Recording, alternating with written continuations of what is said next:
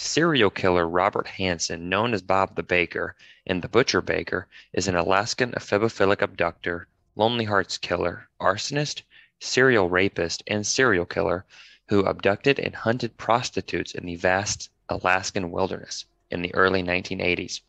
He once asked the Anchorage police, quote, "You can't rape a prostitute, can you?"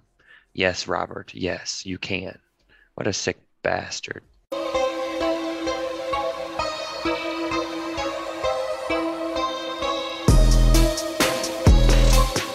Hi there, my name's Misha and my channel is called All Things True Crime. If you enjoyed this video, please take a second to subscribe to my channel and hit the bell so you won't miss new content. That's All Things True Crime. Robert Hansen is born in 1939 in Estherville, Iowa, to Danish immigrants.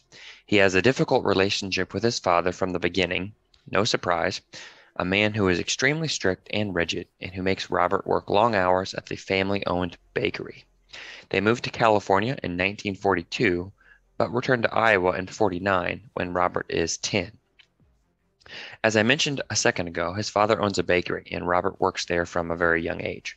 He's a shy, quiet, loner type who suffers with severe acne and a stutter. Bad collection of traits here so far. His acne isn't treated or cared for properly, and so he ends up with permanent scarring. As such, he is bullied in school and rejected by his female classmates. The girls won't even talk to him.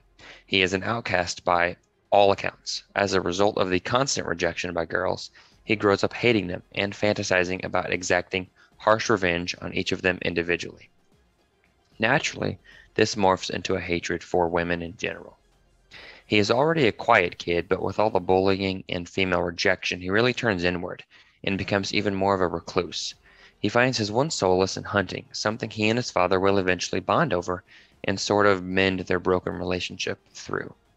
He graduates high school in 1957 and enlists in the United States Army Reserve. During his one-year stint, he hones his skills and becomes an excellent marksman. Even as an adult, he is still employed at the bakery and working there full-time and serving 1 weekend per month at the reserves. And he frequently volunteers at the Pocahontas Police Academy as an assistant drill sergeant.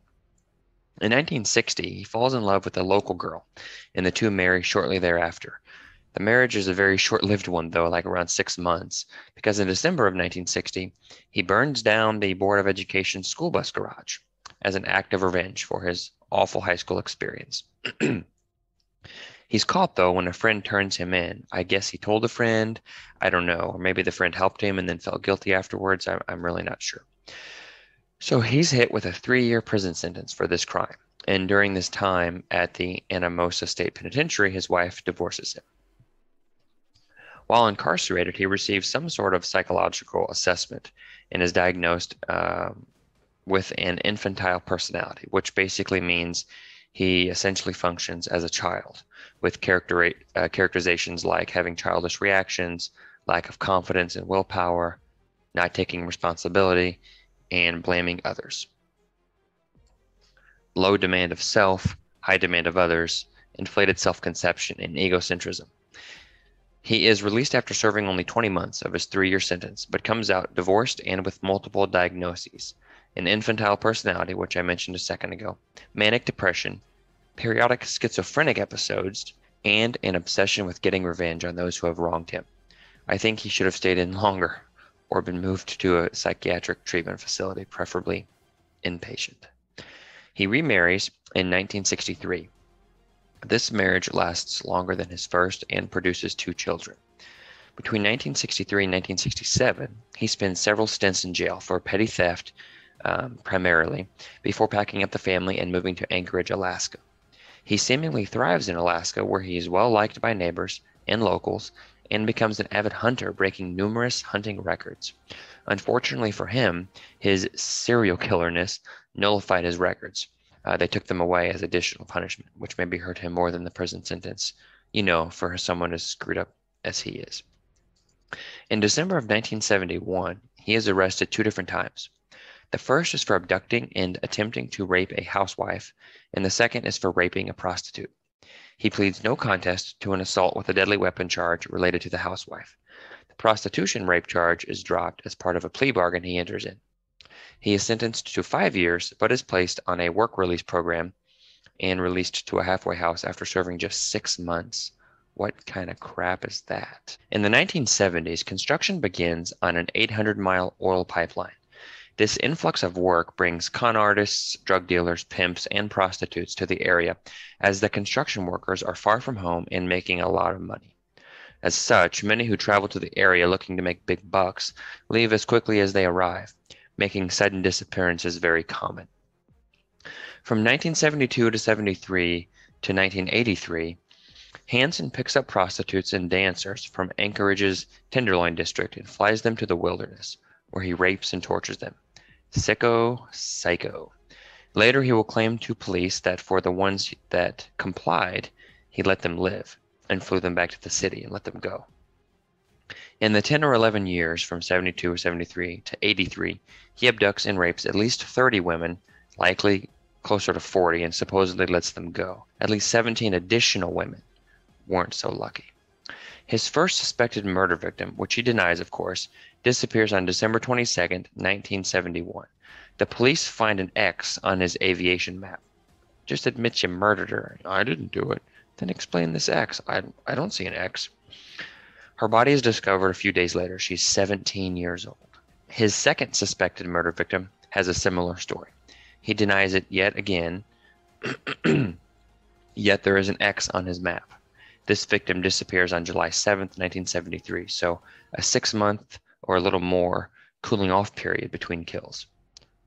This girl is also 17 years old.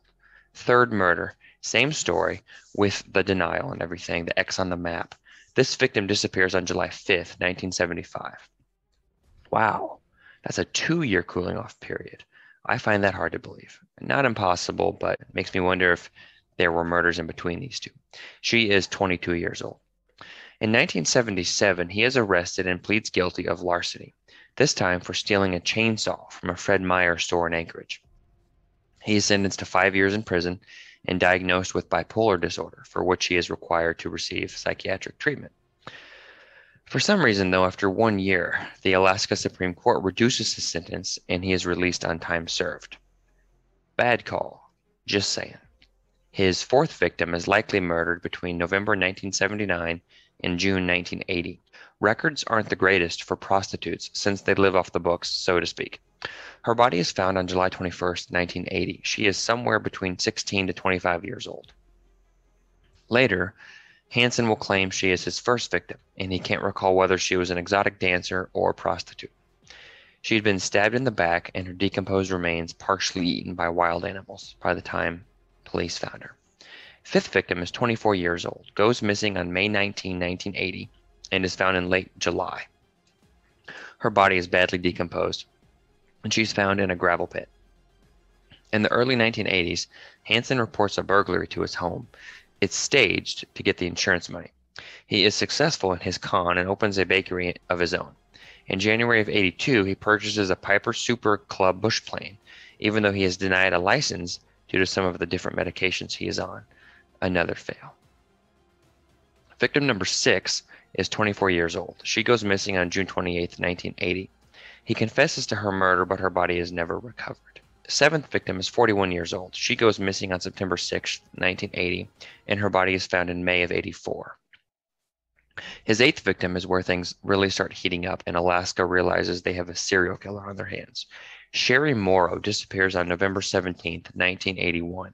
She is 23 years old. She's discovered on September 12, 1982, in a shallow grave on the bank of the Nick River by 2 off-duty police officers. It's a weird situation. She has a gunshot wound in her back, but there isn't a bullet hole in her shirt, which suggests she was shot naked and then redressed prior to being buried. It takes the cops 2 weeks to identify her. They also find a .223 shell casing near the body. So they begin connecting the dots and realize that 2 years prior, 2 other women were discovered in eerily similar situations. Now, I'm not going through each of the remaining 10 victims, but I will mention a few more. Victim number 10 is 23 years old when she goes missing on May 26, 1982. She is found in April of 84. He strips her nude and forces her to run through the woods while hunting her like an animal. She is shot to death by this dirtbag. His 11th victim is only 19 years old. Her body is found in April of '84. Her identity isn't discovered until October of '21 using forensic genealogy, which is a super cool emerging practice among law enforcement agencies. You should look it up sometime. His 13th murder victim also has a gunshot wound in her back and no bullet hole in her shirt. Fits Hansen's MO and links with at least 3 other murder victims. She disappears in April of '83 at 21 years old and is found in September of '83. Victim number 14 is abducted on June 13, 1983. She is 17 years old. He abducts, tortures, and rapes her. Before he can murder her, though, she escapes. Good for her. Too bad she didn't kill him, right? Of these 18 women, only 5 are officially connected to him. 4 murder victims and the 1 survivor. As you might imagine, the girl that escapes is the one who leads to his downfall. He picks her up, takes her home, rapes her, tortures her, chains her by her neck to a post in the basement of his house, while he then takes a nap. He wakes up and takes her to the airport, telling her they are going to his cabin, which is just a shack that's only accessible by boat or plane. It's creepy.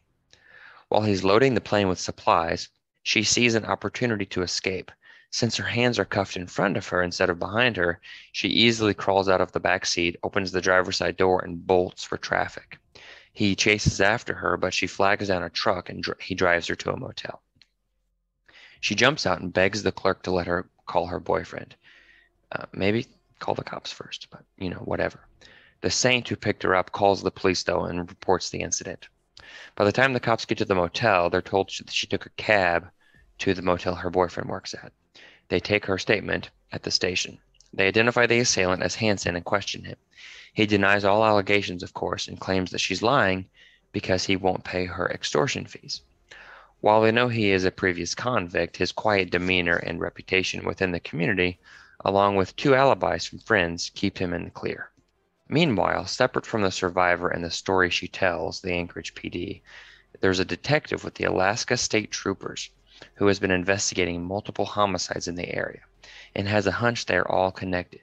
So he contacts the FBI and requests help with deducing a criminal profile based on 3 women's remains, all 3 victims of Hansen.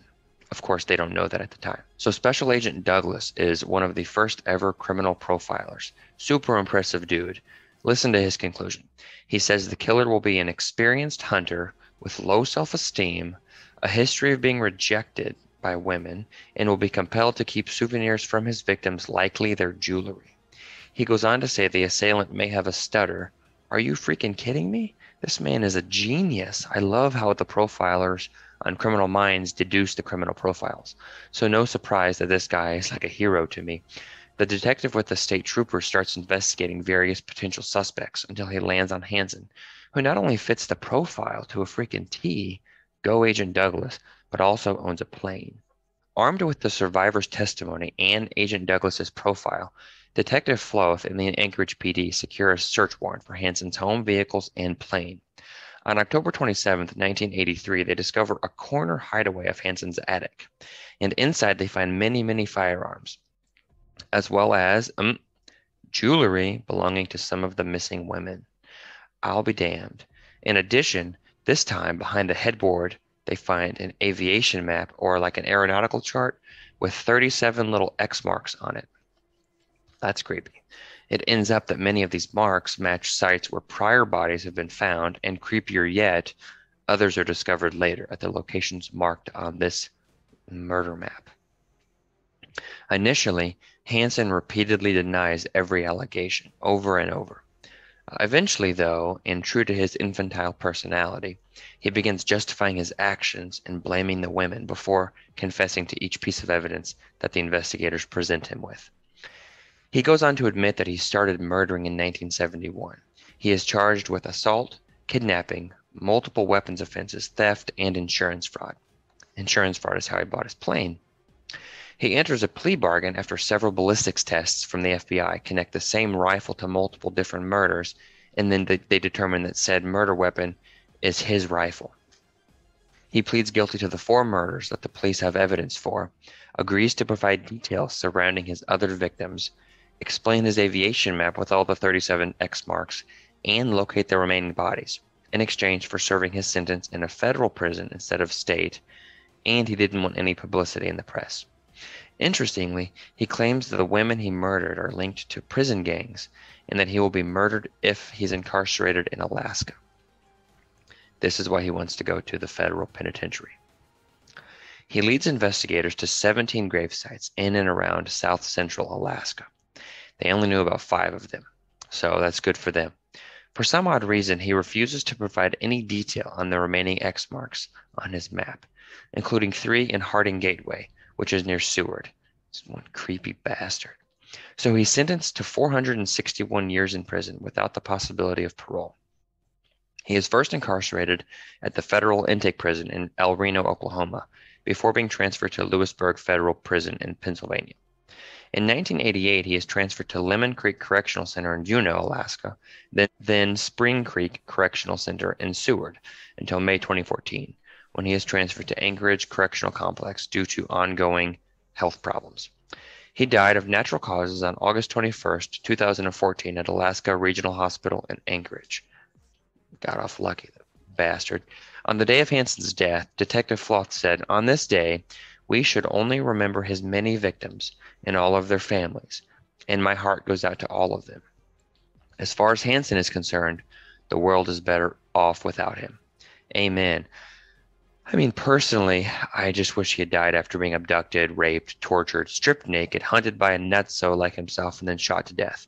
He deserved nothing less. The survivor says that the lead investigator didn't believe her, but one police officer did, a man named Greg Baker. This is what Baker has to say after Hansen was sent to prison. "The girl came running up to me and threw her arms around me, crying, saying, 'Thank you, thank you, thank you.' And it turned out to be Cindy Paulson.